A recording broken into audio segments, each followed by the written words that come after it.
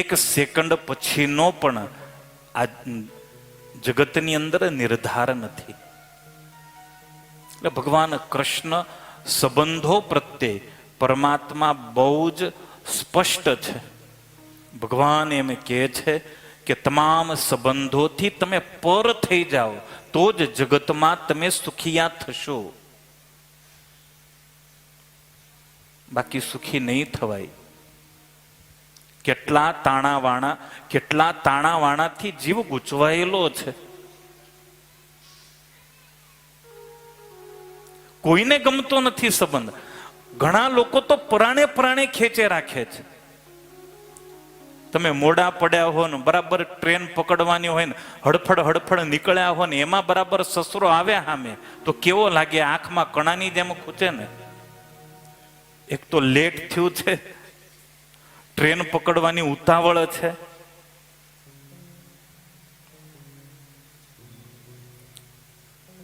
હવે એ સંબંધ હાચવા જાઓ તો બોસની ગાળો ખાવાની નફામાં. એટલે દુનિયા એ બહુ નાશવંત છે, સ્વાર્થમય છે. ભગવાન શ્રી કૃષ્ણચંદ્રએ ગોપીઓની સાથે રાસ રમ્યા, ગોપીઓને અનહદ આનંદ આપ્યો. પરંતુ પરમાત્માએ જ્યારે જોયું કે ગોપીઓ સ્વની અંદર જોડાણી છે, મને ભૂલી છે, એટલે પ્રભુએ ગોપીઓનો ત્યાગ કર્યો છે. સંતો એમ કહે છે કે ભગવાને ગોપીઓનો ત્યાગ ગોપીઓને એટલા માટે છોડી કે ગોપીઓને વધારે સુખ મળે, વધારે સુખની ગોપીઓ અનુભૂતિ કરી શકે. બહુ આનંદ થાય આપણે જ્યારે કહીએ ને ઓહો બહુ દિવસે મળ્યા, તો એનો આનંદ બહુ હોય છે. રોજને રોજ ભટકાય ને એની કોઈ નવાઈ ન હોય. આ તો રોજનો છે, આ તો રોજનો છે એમ કહીએ.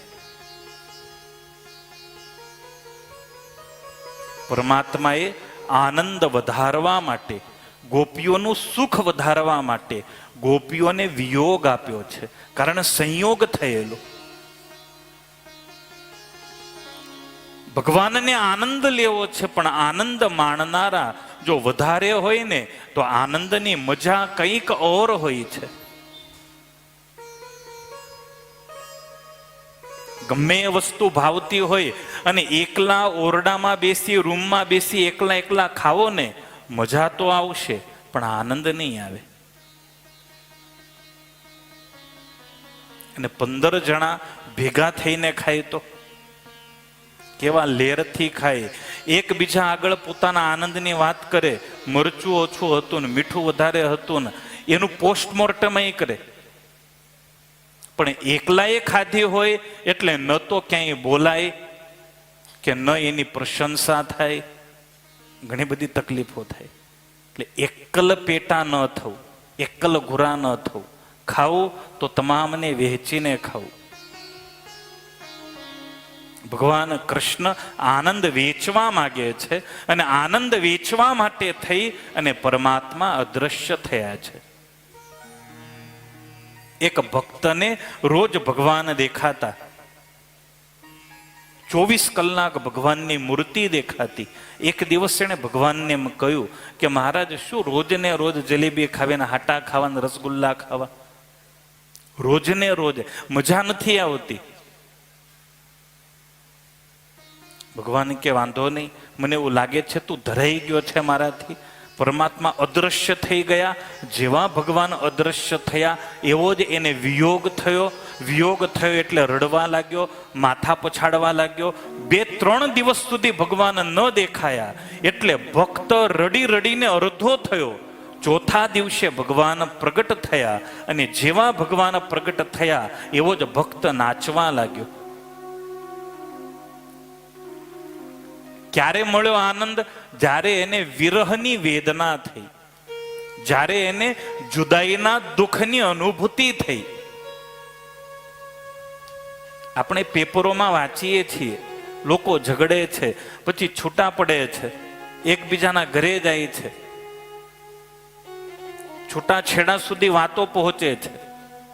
અને ઘણા બધા એવા યુગલ છે કે છૂટાછેડાનો કેસ ચાલતો હોય અને વળી પાછા જોઈન્ટ થઈ જાય, ભેગા રહેવાનું નક્કી કરે. કેમ?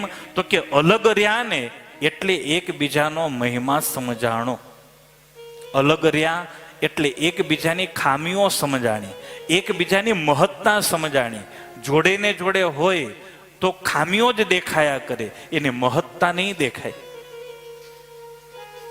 ઘરવાળીને કહી દેશો અક્કલ નથી, આ નથી, તે નથી, એ નહીં હોય ને ત્યારે હવારમાં જ યાદ આવશે.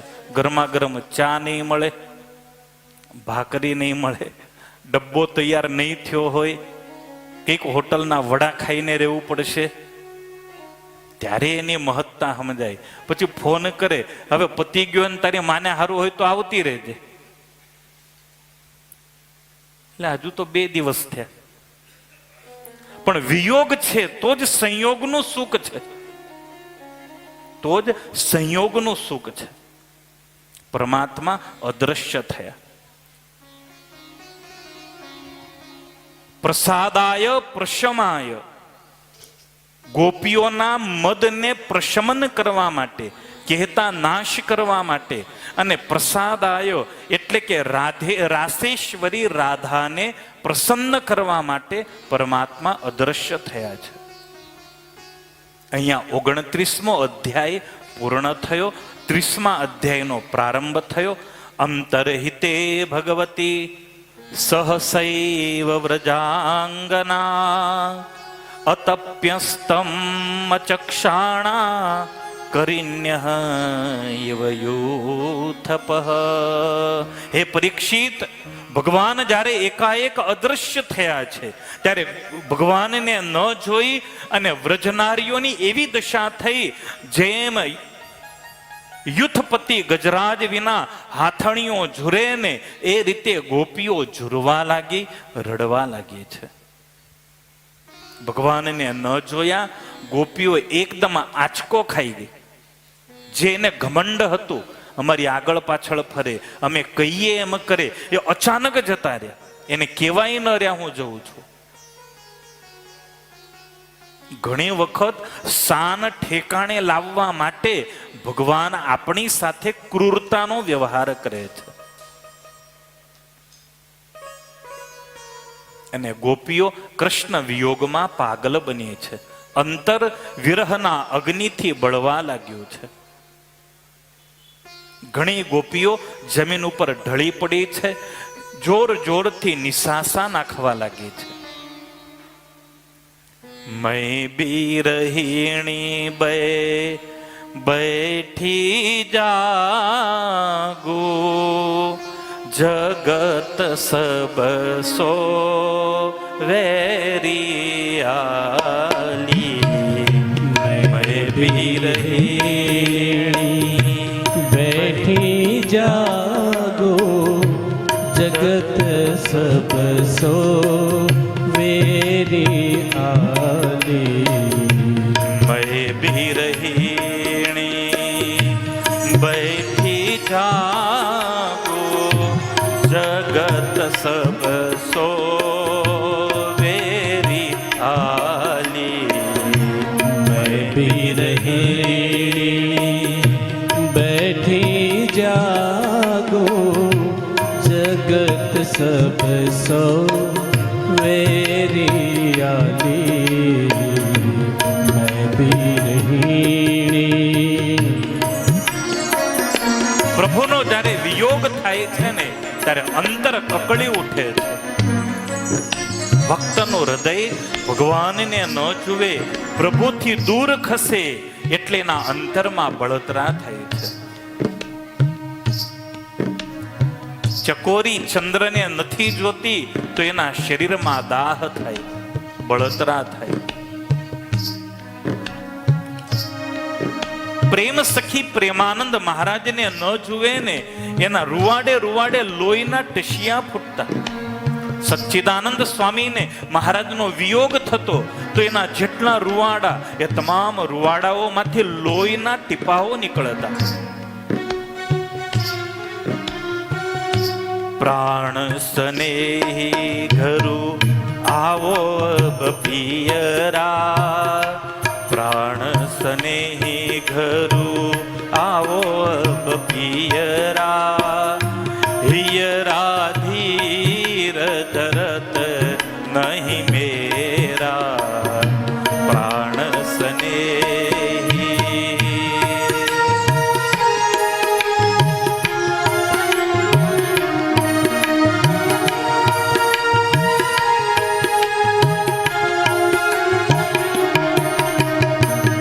बिरहीणी बैठी रंग महल में, बिरहीणी बैठी रंग महल में, मोतियन के लट पोवे,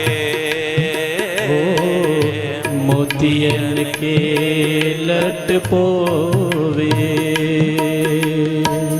एक बिरहीणी हम ऐसी देखी, एक बिरहीणी हम ऐसी देखी, एक बिरहीणी हम ऐसी देखी, एक बिरहीणी हम ऐसी देखी. सुवन की माला पोवे, सुवन की माला पोवे. मैं बिरहीणी बैठी जागो, जगत सब सोवेरी आली. मैं बिरहीणी बैठी जागो, जगत सब सोवे सोवे रियाली. मैं बिरहीणी. પરમાત્મા પરમાત્માના વિયોગની અંદર ગોપીઓ તલપાપડ બની છે. તરે ગિન ગિન રૈન બિહાની, સુખ કી ઘડી કબ આવે.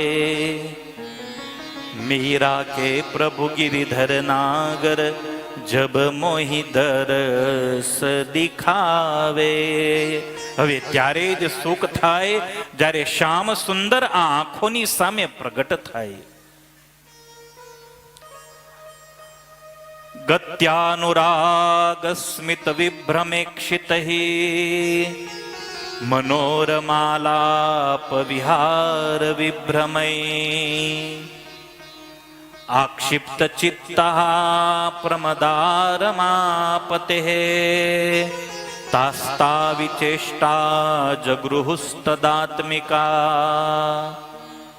ગોપીઓ ભગવાન શ્રી કૃષ્ણની એ દિવ્ય ચાલ, એ મધુર હાસ્ય, એ મદોન્મત્ત હાથી જેવી ચાલ, કટાક્ષ ભરીને જોવું, ભગવાનની અણિયાળી આંખો, ભગવાનનું મધુર સ્મિત, આ બધું જોઈ ભગવાનના એ અદ્ભુત શૃંગારને યાદ કરી કરી અને ગોપીઓ રડી રહી છે.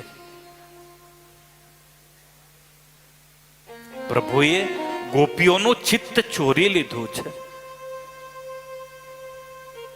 પરીક્ષિત પ્રેમ વિહવળ ગોપીઓ શ્રી કૃષ્ણમય બની ગઈ છે, પોતાની જાતને ભૂલી ગઈ છે, પોતાની જાતને ગોપીઓ ભૂલી ગઈ. અમે ગોપીઓ છીએ. લાલી મેરે લાલ કી, જીત દેખો તીતલાલ. લાલી મેરે લાલ કી, જીત દેખો તીતલાલ. लाली देखन मैं गई, मैं भी हो गई लाल. लाली देखन मैं गई, मैं भी हो गई લાલ.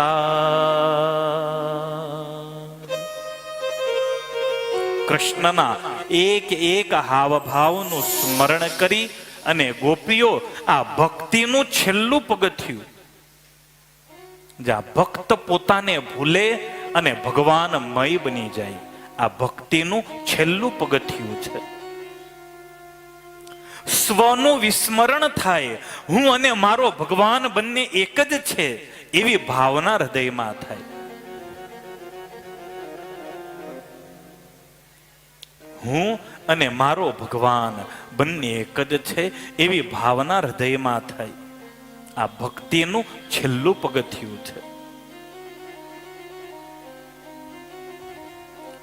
સંતોએ વાતોમાં બહુ સુંદર દ્રષ્ટાંત લખેલું છે. ગોવર્ધનભાઈ શેઠનું, માંગરોળના હતા.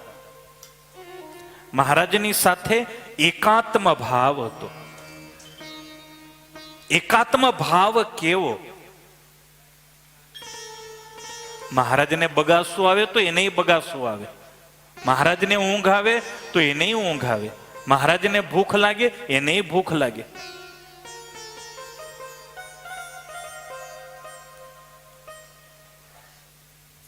વડતાલની અંદર મહારાજ ગોમતી કિનારે બેઠા છે.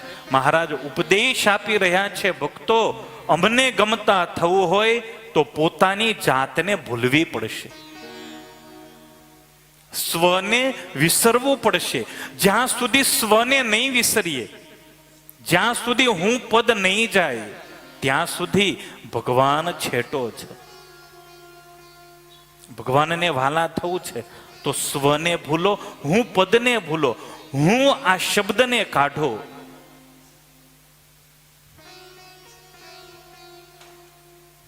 ભગવાનમય બનો.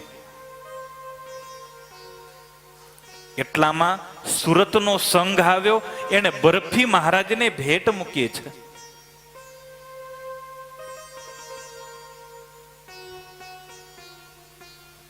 મહારાજ કે છે કોઈ અમને જમાડે એવો?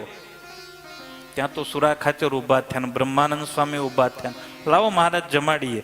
મહારાજ કે એમ નહીં. એટલામાં ગોવર્ધન શેઠ આવ્યા, મોડા ઉઠેલા, નાયા નતા, દાંતણ નતું કર્યું, ગોમતીએ સ્નાન માટે જાય છે. મહારાજે બૂમ પાડી, શેઠ આવો. શેઠ આવ્યા. બોલો મહારાજ.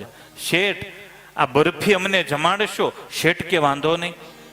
શેઠ તો પલાઠી મારીને બેસી ગયા, બરફી લીધી અને જમવા લાગ્યા. શેઠ પોતે જ ખાવા લાગ્યા. 3 કિલો બરફી ખાઈ ગયા. થોડીક રહીને મહારાજ કે શેઠ રાખો રાખો રાખો, હવે જગ્યા નથી પેટમાં, એક કામ કરો, બાકીની પ્રસાદી તમે લઈ લો.